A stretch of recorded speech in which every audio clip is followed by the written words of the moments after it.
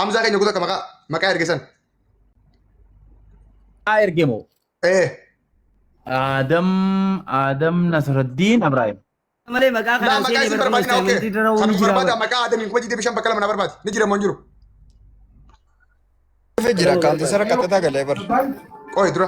Maqaa argamee naa gaafa dhabe. Na guddisee dabbaal. Naa guddisee warra jira. Amza shii mee kutaa kamutu godhe kaa. Sagalee sirrii jira.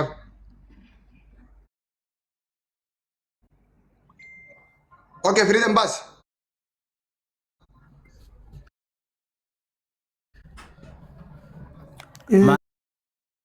Leela tokko har'a galee tokko boru galee jechuudha akkasitti.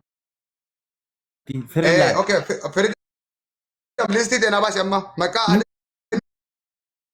ati deemu kaasee guddifnee Ni girraa cararaatu xiqqishoo silkii tolchu cararuu jira silkii ni waan raawa. suuta jedhe. Maqaan eenyu jettan? Adam Nasruddin. Adam Nasruddin kuma jidee bishaan bakka lama dura barbaade. Jarri Nasruddin jaa Ingiliffaan barraa inni Nasruddin. ni jiran fakkaate. Ni Bakka jira lama lafa jira. kuma jidda bishaan bakka takka. Maara kajoo harkeetiin jira?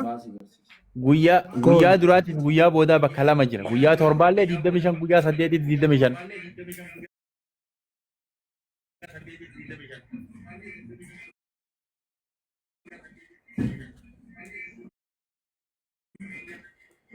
Barbaade.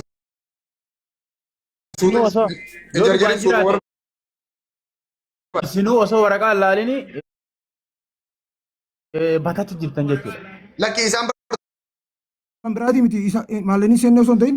itti fufna maalanii gadi natu jira deema ta'u muundoo qofa laa darbe Adam Nasruddin qofa sanaa darbe itti fufna haala shoodhee jira gammachiisi jira. Yoo Adam ni mul'ata? Eeyiwaa fayyaa ta'e kuti bira seenee jira. Kalas seenee jira kuti bira kuma jidee Taa akka bishaan bakka farjii. lama. Tama. Koi kawa kalamaffaa kaname. Fidi qalama Koi faana. biraan kun ni dalalaati. Maqaa namaa qulqulleessuun dirqamaati. Maal ta'a? Dirqama maqaan tiktook adda akkaawuntiin hin jiru meeshaa godhamne. Amza bashii maaliif buutu? Naa deebisi Oromoo jatara. Gastii hin hundinuu naa deebisa gati. Waa nyaattee tuma na jalaa baataa seetu dachii tana. Takka hin baatu boo. Hai.